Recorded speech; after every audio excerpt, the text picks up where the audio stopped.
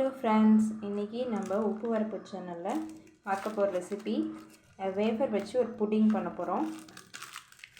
செய்கிறதுக்கு ரொம்ப ஈஸி, ஒரு டைம் ட்ரை பண்ணி பாருங்கள். அதுக்கு நம்ம வேஃபர்ஸ் எடுத்துக்கலாம். நான் இன்றைக்கி சீஸ் ஃப்ளேவர் வேஃபர் எடுத்துருக்கேன். சீஸ் ஃப்ளேவர் இது உங்களுக்கு எந்த ஃப்ளேவர் வேணாலும் எடுத்துக்கலாம். நம்ம யூஸ்வலாக புட்டிங் வந்து பிஸ்கெட்ஸு, ப்ரெட்டு, பன்னு இதெல்லாம் பண்ணுவோம். இதுக்கு நான் 2 பாக்கெட் வேஃபர் எடுத்திருக்கேன். 10 ரூபீஸ் வேஃபர் 2 பாக்கெட் எடுத்திருக்கேன்.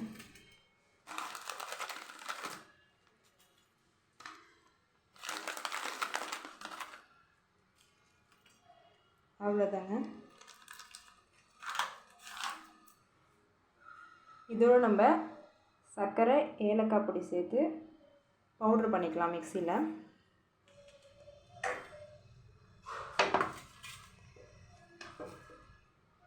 இதை நம்ம உடச்சி போட்டுக்கலாம்.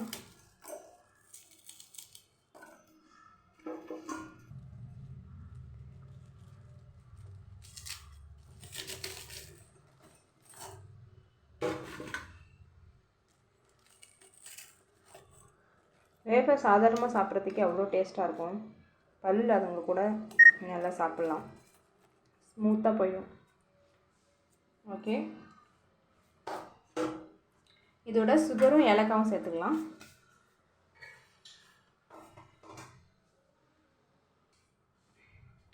இது ஆல்ரெடி ஸ்வீட்டாக தான் இருக்கும், அதனால் பார்த்து போட்டுக்கலாம். இந்த சின்ன டம்ளரால் ஒரு 1/2 டம்ளர் சேர்த்துருக்கேன்.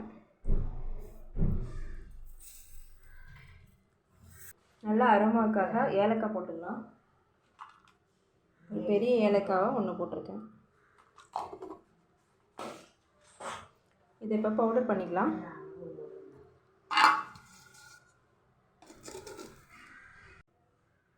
பாருங்கள், நல்லா பவுட்ரு பண்ணியாச்சு. அந்த சீஸ் வேஃபரோட அரோமாவும் ஏலக்காய் சேர்த்து நுணுக்குன அரோமாவும் சேர்ந்து இன்னும் வாசனை அதிகப்படுத்தியிருக்கு. ஒரு புது விதமாக இருக்குது. இது கூட நம்ம காய்ச்சி ஆற வச்ச பாலும், தண்ணி ஊற்றக்கூடாது பாலில், ஒரு முட்டையும் சேர்த்து அடித்து இதோட மிக்ஸ் பண்ணிக்கலாம். ஒரு முட்டை எடுத்திருக்கேன்.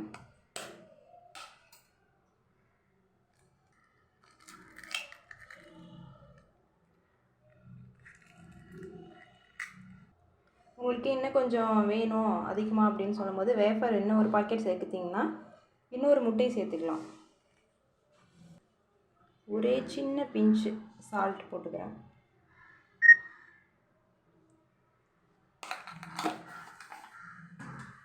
இதை இப்போ அடிச்சிக்கலாம்.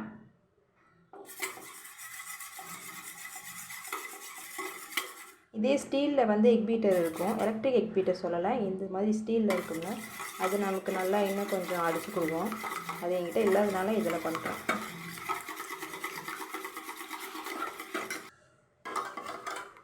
நல்லா அடித்தாச்சு. இதோட காய்ச்சி ஆற வச்சு பாலை சேர்த்துக்கலாம்.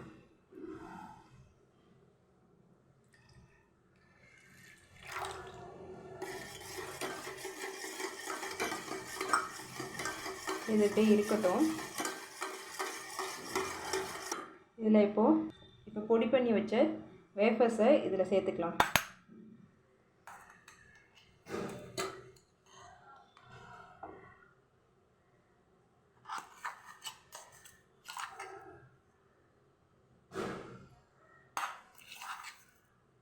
கொஞ்சம் கொஞ்சமாக சேர்த்து திரும்பவும் பீட் பண்ணிக்கோங்க.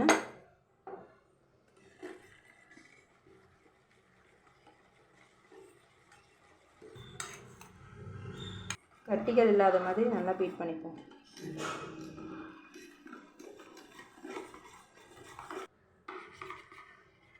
கட்டிகள் இல்லாத மாதிரி ஃபுல்லாக தரவாக பீட் பண்ணியாச்சு. இது ஓரமாக வச்சுக்கலாம். இந்த புட்டிங்க்கு தேவையான கேரமல் ரெடி பண்ணலாம். நம்ம இப்போ கேரமல் செஞ்சுக்கலாம். இதுக்கு பாத்திரத்தில் 50 கிராம் அளவு ஜீனி எடுத்துருக்கேன்.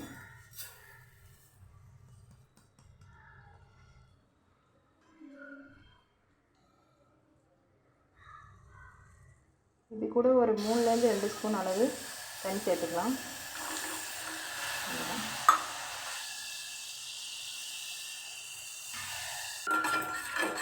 கைவிடாமல் கிண்டிகிட்டே இருங்க.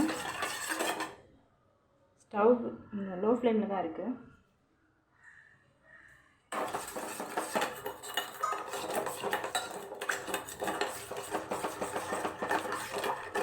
நல்லா தேன் கலரில் வரட்டும், அது வரலாம் கிண்டிகிட்டே இருக்கலாம்.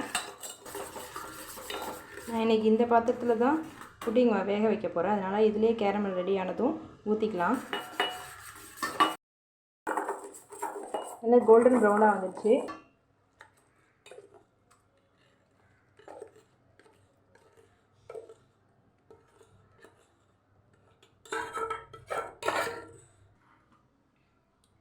இப்போ கேரமல் நல்லா செட் ஆயிடுச்சு. இந்த நேரத்தில் நம்ம புட்டிங் தேவையான பேட்டரை ஊற்றிக்கலாம்.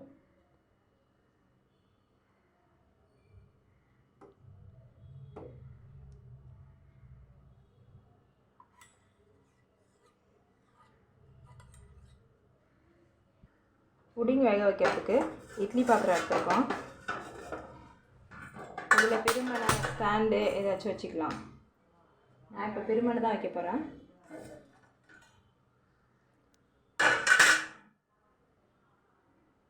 உள்ளே வச்சிடலாம்.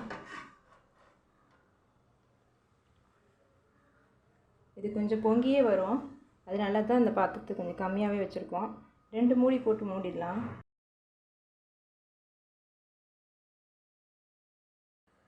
இதை மூடிடலாம். அதுக்கப்புறம் இட்லி பானை மூடியை வச்சு இட்லி பானையை மூடிடலாம். ஒரு 20 நிமிஷம் வேகட்டும். நல்லா கிட்டத்தட்ட 20 நிமிஷம் லோ ஃப்ளேம்லேயே வந்திருக்கு. இப்போ எப்படி வெந்திருக்கான்னு போய் பார்த்துடலாம், செக் பண்ணிடலாம். நான் ஒரு ஸ்டிக் வச்சுருக்கேன், டூத் பிக் மாதிரி, அதில் டெஸ்ட் பண்ணி பார்த்துடலாம்.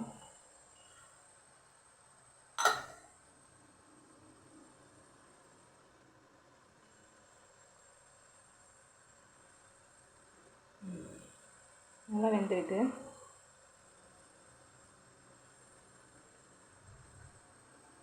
ஓகே, இது ஃபுல்லாக கம்ப்ளீட்டாக ஆறணும். அதுக்கப்புறம் தான் நம்ம அதை வந்து கட் பண்ண முடியும். ஸோ நம்ம ஸ்டவ் ஆஃப் பண்ணிவிட்டு இதை ஆற விட்டுடலாம். ப்ளஸ் நல்லா ஆறிடுச்சு. இப்போ நம்ம இதை கத்தியால் சுற்றி எடுத்து விட்டுக்கலாம். எடுத்து விட்டுட்டு தட்டில் கவுத்துக்கலாம்.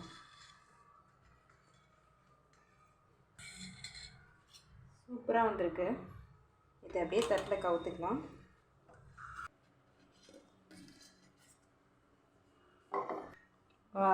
கொஞ்சம் கேரமல் வந்து கேண்டி மாதிரி ஆயிடுச்சு, அதனால்.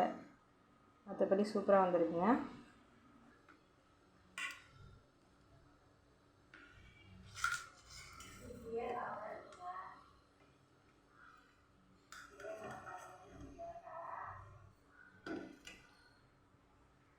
கரெக்டான பதத்தில் வந்திருக்கு, சூப்பராக வந்திருக்கு. வேஃபர் புட்டிங் சூப்பராக வந்திருக்கு.